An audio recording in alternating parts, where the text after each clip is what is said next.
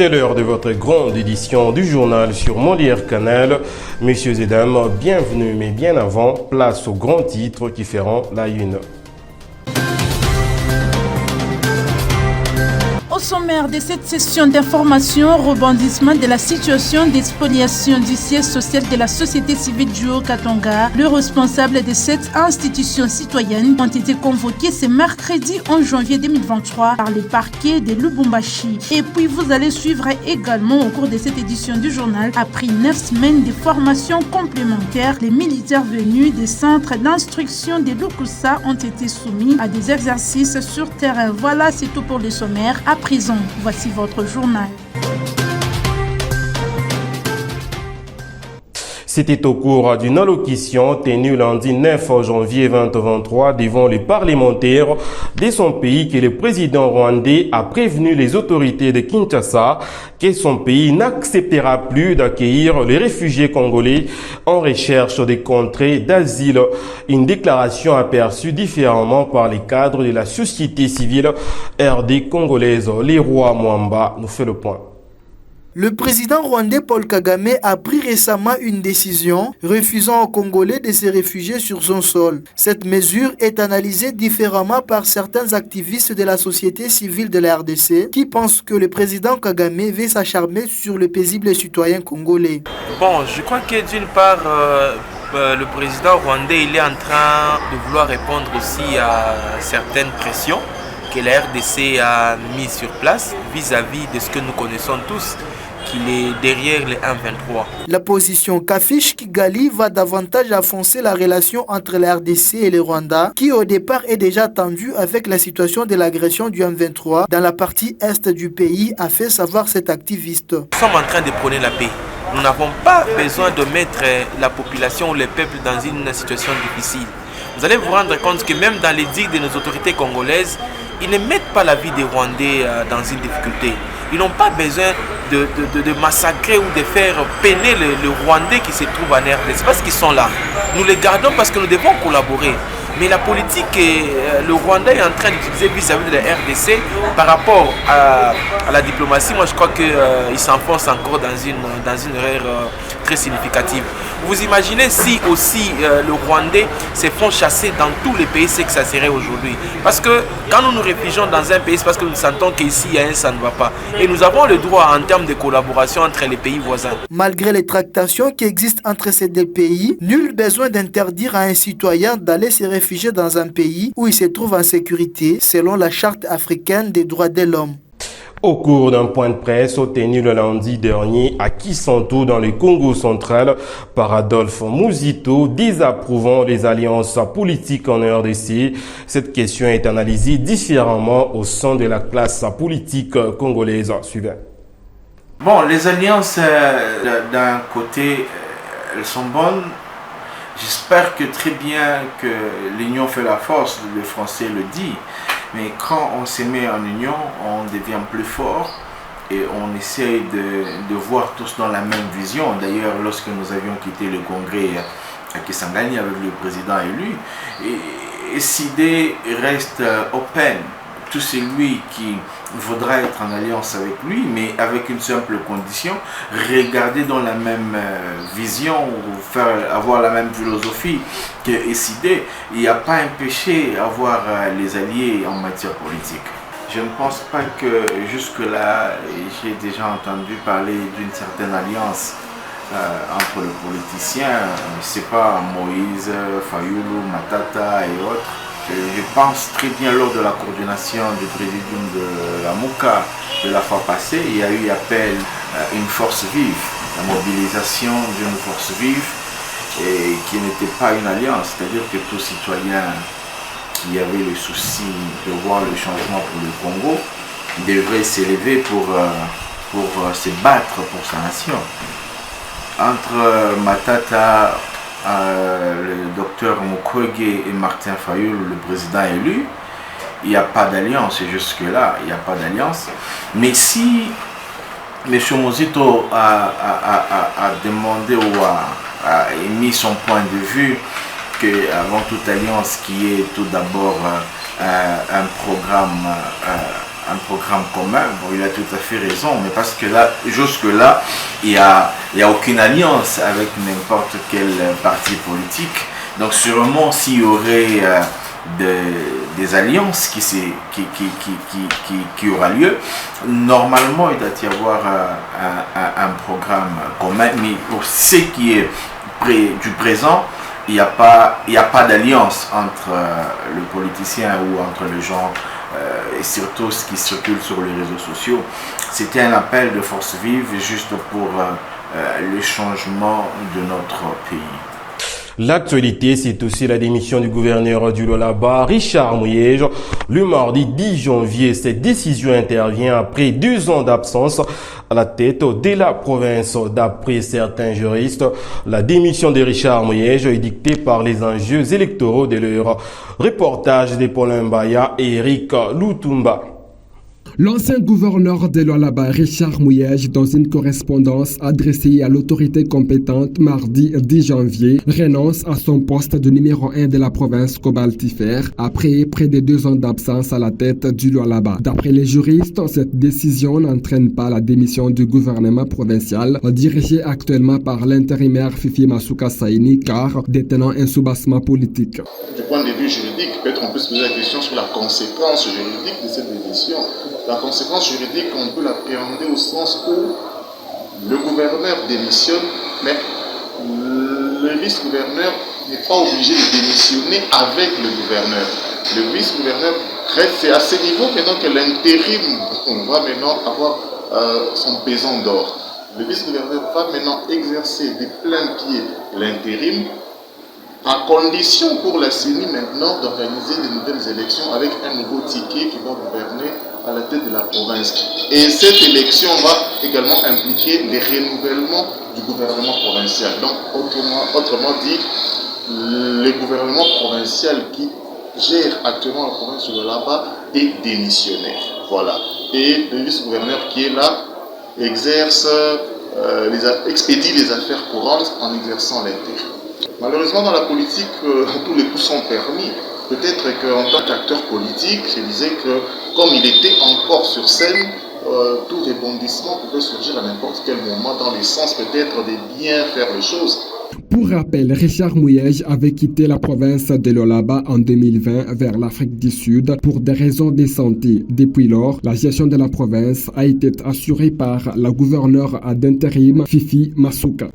En séjour à Lubumbashi, dans la province du Haut-Katanga, le président du CNSA a, dans le cadre de rechercher la paix, il s'est entretenu avec le pasteur Ngoui Mulunda. Suivez-le dans cet extrait, choisi par la rédaction.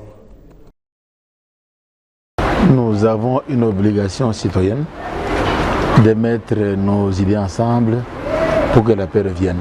Je pense que c'est tout cela, hormis toutes les considérations individuelles et partisanes. C'est vrai, le pays est en danger et nous avons échangé avec le président de CNSA et on va continuer à échanger. Mais notre engagement est que comme nous sommes engagés à la paix dans ce pays, nous avons fait la paix concrète dans ce pays, nous devons nous y mettre pour qu'il y ait la paix dans ce pays. Notre pays est en danger, nos populations souffrent, les gens sont déplacés, personne ne doit être content. Nous devons oublier nos plaies et nos peines individuelles, mais mettre le pays en avance. Nous je n'ai pas du concret maintenant, mais formules, vous les connaissez, sont des formules congolaises de pacification qui sont uniques mais qui réussissent toujours. Et ça, on va donner au président au moment donné. Et comment jugez-vous cette tâche du CNSA ou cette démarche entreprise par le CNSA aujourd'hui? C'est une démarche salvatrice. Vraiment, cette démarche est en train de nous réveiller tous à regarder dans la même direction. Peut-être certaines personnes ne voient pas la profondeur de la crise. Et vraiment, je l'encourage. Il est dans mes prières. Et c'est pourquoi je me suis déplacé. Malgré mon état de santé, c'est la première fois que je sors et c'est la première fois que je parle aux médias. Mais comme il m'a dit que c'est la cohésion nationale, c'est la paix, et sachant ce qui se passe dans le pays, je me suis déplacé, malgré mes conditions. Et je l'encourage et je le soutiens. Notre pays, on n'a que ce pays ici. Et je le soutiens. Il a mes prières et on va... au moment de la clôture du séminaire sur les enjeux politiques de l'heure liés aux élections de 2023 en RDC à la Ligue des femmes de l'UDPS Tshisekedi à Lubumbashi, l'un des orateurs a saisi l'occasion pour transmettre à l'assistance les conclusions de la session extraordinaire tenue à Kisanto. C'est un reportage de Johnny Ngala. À l'UDPS Tshisekedi Fédération de Lubumbashi, le moment de la Ligue des femmes ont clôturé le mardi 10 janvier 2023 les 2 jours du séminaire de réflexion axé sur les enjeux politiques de l'heure liés aux élections de décembre 2023. En cette circonstance, l'un des orateurs, Bernard Mutombo, a transmis à l'assistance les résolutions issues de la dernière session extraordinaire de l'UDPS tenue à Kisantu du 7 au 8 janvier 2023 dans la province du Congo central.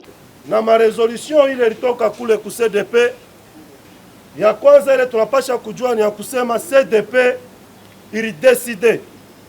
ilideside ya kusema kandida wetu wa UDPS kuma election ile kuna kuya mui mwaka anabakia Félix Antoine Tshisekedi Tshilombo. Tout en mettant aussi l'accent sur les blocages des notifications des nouveaux maires et maires adjoints ainsi que les bourgmestres récemment nommés par ordonnance présidentielle pour la ville de Lubumbashi. À son Excellence, le vice-premier ministre, ministre de l'Intérieur, son Excellence Asselo, parce que c'est de lui qu'il s'agit, parce que c'est à lui que revient la charge de notifier les nominés. Nous avons vu qu'il a notifié ailleurs, notamment à Kinshasa. Récemment, il a été dans l'espace Kasaï et ailleurs. Nous avons vu que tous ces gens-là qu'on a nommés récemment par le chef de l'État, Bananza Makazi Yabo. En principe, comme Kinshasa, Barianza Kazi, Lubumbashi, qui est la 2e ville de la République, mais voilà, nous disons, Excellence Asselo, où avez-vous oublié votre stylo pour qu'on aille chercher ces stylos-là, qu'on vous les remette et que vous puissiez signer les arrêtés afin que les nominés commencent le travail. Cette année, c'est l'année électorale. C'est une année où nous devons accompagner les chefs de l'État par les actions. Et ces actions-là devront être traduites en actes par les mandataires ou les cadres territoriaux qu'on a nommés.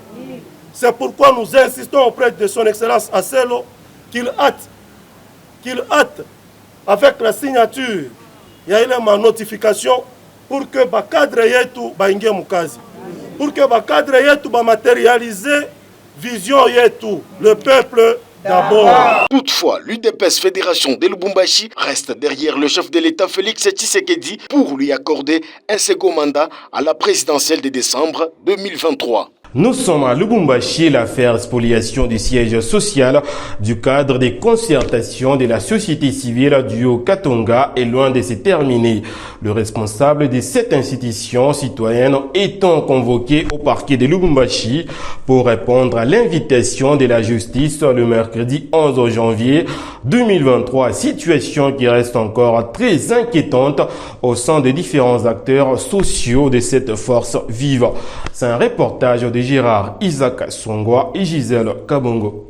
Situé au numéro 435 sur l'avenue Kasavubu au quartier Makutano dans la commune Lubumbashi, à Lubumbashi dans la province du Haut-Katanga, les bâtiments abritant le siège du cadre de concertation de la société civile du Haut-Katanga et depuis un temps sujet de spoliation à leur mise en disposition de cette institution citoyenne par la division provinciale en charge de l'habitat et des maires, un propriété immobilier du domaine privé de l'État, a dit le porte-parole, maître Ghislain Kalwachulu. Ça ne vient pas de moi. Ça vient de l'État congolais à travers la division de l'habitat. La lettre reprend, quand vous prenez, spoliation de la maison de l'État. C'est ici. Et la lettre dit ce qui suit.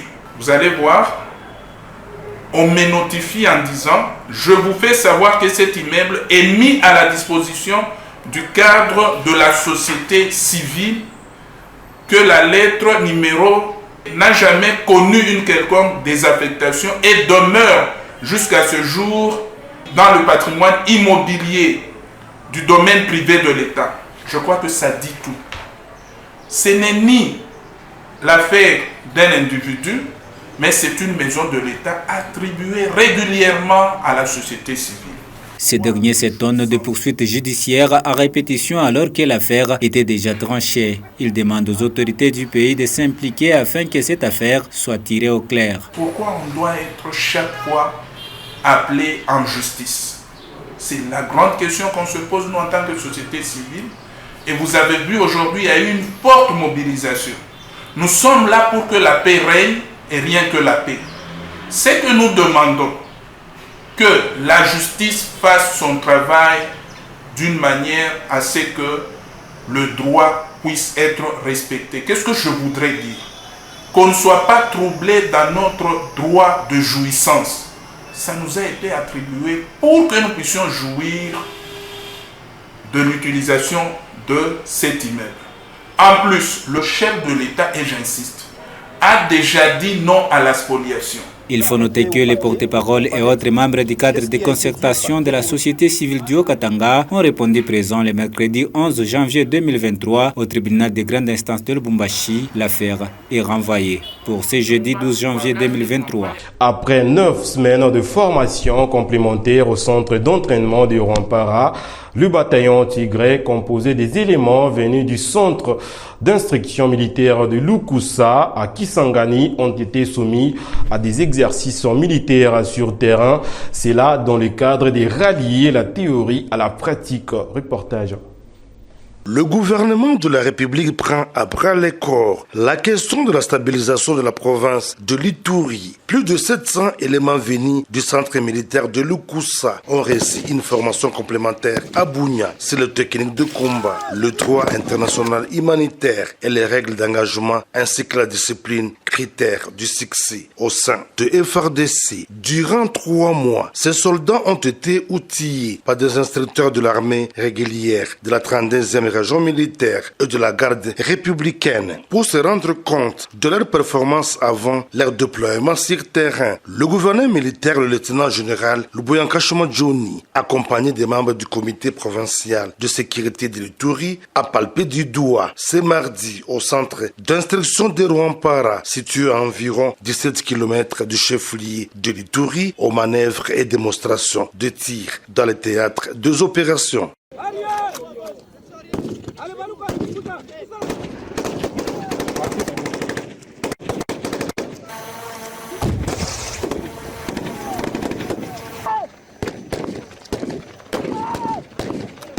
Occasion pour le commandant des opérations militaires en Ituri, le lieutenant-général Luboyanka Johnny, de rappeler aux groupes armés réfractaires au respect de leur acte d'engagement des processus de paix. Dans les cas contraires, ils seront mis hors d'état de nuire, prévient l'autorité provinciale. Que ce soit les groupes armés locaux ou étrangers, les gens ont signé des actes d'engagement.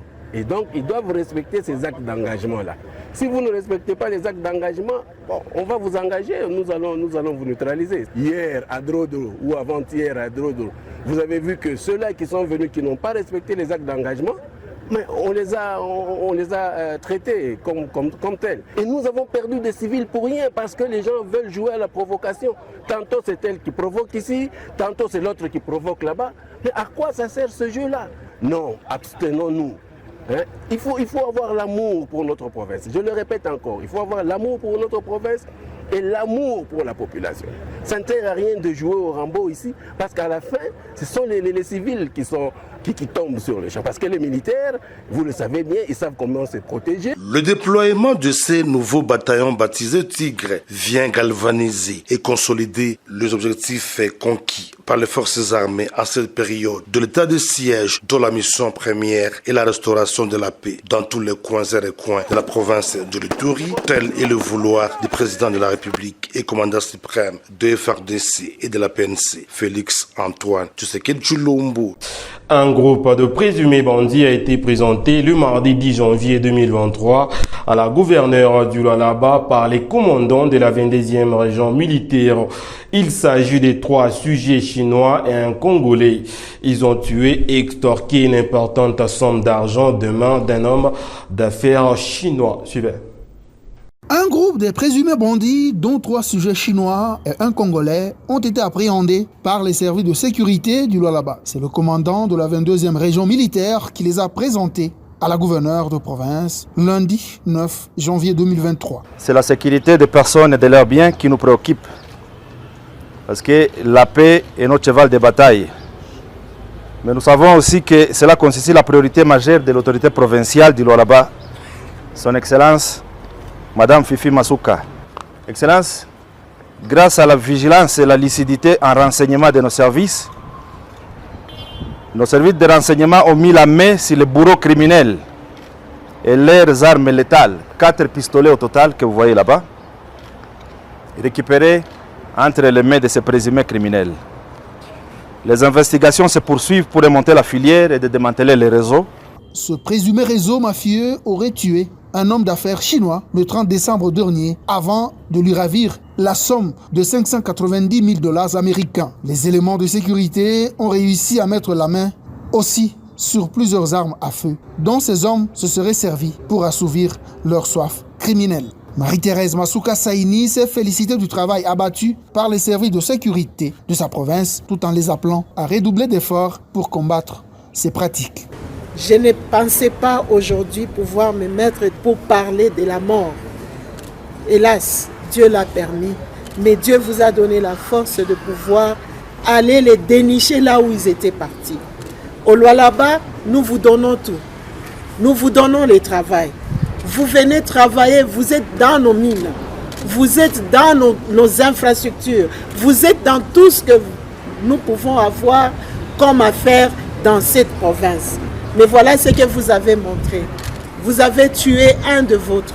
Au nom de la population de Lualaba, général, avec toute votre équipe, nous vous disons sincèrement merci du fond du cœur. Car nous savons que vous êtes dehors en train de patrouiller pour... 9e jeu de la francophonie, le Premier ministre décide d'accroître le suivi technique financier, mais aussi d'intensifier le séance de travail avec les différents entrepreneurs et tous les ministères sectoriels concernés pour s'assurer que les délais soient respectés. Reportage. Nous sommes ici dans le cadre des suivis, des travaux qui sont exécutés dans le cadre des 9e Jeux de la francophonie qui vont se dérouler ici à la fin du mois de juillet, au début du mois d'août de cette année 2023 à Kinshasa. Ce sont des jeux que nous avons voulu accueillir selon la volonté de son Excellence Monsieur le Président de la République pour non seulement le rayonnement de la francophonie dans ce pays qui est finalement le plus grand pays francophone du monde, et puis à côté de cela avoir cette grande fête de la jeunesse, surtout dans ce message d'espoir que nous devons donner indépendamment de tous ces défis sécuritaires que nous avons particulièrement à l'est de la République démocratique du Congo. Nous étions ici au mois d'octobre de l'année passée et nous avions promis de faire un suivi sur les travaux qui doivent s'exécuter. Nous avons fait aujourd'hui 2 sites principaux, le site Tata Raphaël ainsi que le site du Stade des Martyrs, qui vont accueillir plusieurs disciplines qui vont se dérouler dans le cadre de ces Jeux. Et d'autres sites, bien sûr, restent à visiter. De ce que nous avons vu, nous estimons qu'il faut encore accroître non seulement le suivi technique, mais surtout le suivi financier des travaux qui doivent s'exécuter de manière à ce qu'on puisse être dans les délais. Parce que nous avons des équipes qui nous suivent et qui nous accompagnent, et nous les remercions pour cela, dans le cadre de la francophonie. Mais à côté de cela, nous voulons que les autres préparatifs aussi puissent prendre.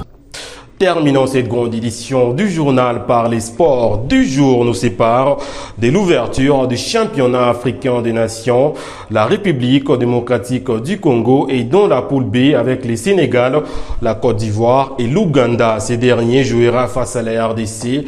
C'est samedi 14 janvier 2023. Paul Mbaya et Eric Lutumba nous en disent plus. C'est ce vendredi 13 janvier 2023 que va débuter la 7e édition du championnat d'Afrique des Nations. Les analystes sportifs donnent la chance aux joueurs congolais pour ce CHAN 2023 qui se jouera en Algérie. Moi personnellement, j'ai une analyse particulière dans le sens que la RDC se retrouve souvent dans de telles circonstances et ce qui a toujours payé, ce sont les individualités de nos joueurs. Nous avons de très bons joueurs en RDC, même si notre championnat ne se joue pas d'une manière régulière, mais je suis sûr et certain que l'entraîneur va miser sur les individualités de nos joueurs. Nous sommes dans une poule qui est tellement compliquée, très complexe, dans le sens que nous avons la Côte d'Ivoire, nous avons le Sénégal, nous avons aussi l'Ouganda qui a une très bonne équipe. Mais nous n'allons pas nous sous-estimer non plus. Pourquoi? Parce qu'à cette compétition, la RDC a déjà eu le temps de soulever cette coupe à 2 reprises. Alors, vu cette expérience que nous avons, je suis sûr et certain qu'il y a possibilité d'espérer positivement encore soulever ces trophées. Pour cette analyse sportive, l'équipe des Léopards de la République démocratique du Congo ne sont pas à négliger malgré certaines défaillances au niveau du championnat local. Vous savez, la réussite a toujours été le fruit d'une bonne préparation. Quand même l'équipe n'a pas eu les atouts de se préparer d'une manière positive, mais les joueurs qui sont sélectionnés, ce sont des joueurs qui ont quand même eu le temps de jeu. Ils ont eu la possibilité d'avoir la maturité sportive, ils ont de l'expérience. Et je suis sûr et certain que cette expérience va faire à ce que l'équipe nationale reste positivement. Vous savez, quand vous prenez l'équipe comme Ouganda, c'est une équipe vraiment constituée des joueurs locaux qui jouent régulièrement dans leur championnat. Même si nous voulons faire une comparaison par rapport à notre championnat qui est régulièrement à l'arrêt, nous n'allons pas nous sous-estimer non plus. Je sais très bien que le Sénégal a une très bonne équipe, constituée de très bons joueurs. La Côte d'Ivoire, n'en parlons même pas. Mais nous allons nous préparer en fonction de ces adversaires. Mais il ne faut pas aussi oublier, les adversaires que nous avons, ils ont l'histoire de la RDC. Ce sont des gens qui ont peur, ils ont une crainte par rapport à la prestation de la RDC pour les précédentes éditions de cette compétition. La RDC a déjà soulevé, comme je venais de le dire, 2 fois. Et dans cette poule, moi je trouve que l'élément qu'on est en train de craindre, c'est la RDC. Pour rappel, les Léopards de la RDC qui se retrouvent dans la poule B joueront face à l'Ouganda en première journée ce samedi 14 janvier 2023. Ce journal est terminé. Place au rappel des titres pour ceux qui nous ont pris diffusion en cours. Mesdames, Messieurs, au cours de cette session d'information, vous avez eu à suivre le rebondissement de la situation des spoliations du siège social de la société civile du Haut-Katanga. Les responsables de cette institution citoyenne ont été convoqués ce mercredi 11 janvier 2023 par les parquets de Lubumbashi. Et puis, vous avez suivi également, après 9 semaines de formation complémentaire, les militaires venus du centre d'instruction de Lukusa ont été soumis à des exercices sur terrain. Fin de cette grande édition du journal sur Molière Canal. Merci pour votre fidélité tout à fait légendaire. À très bientôt.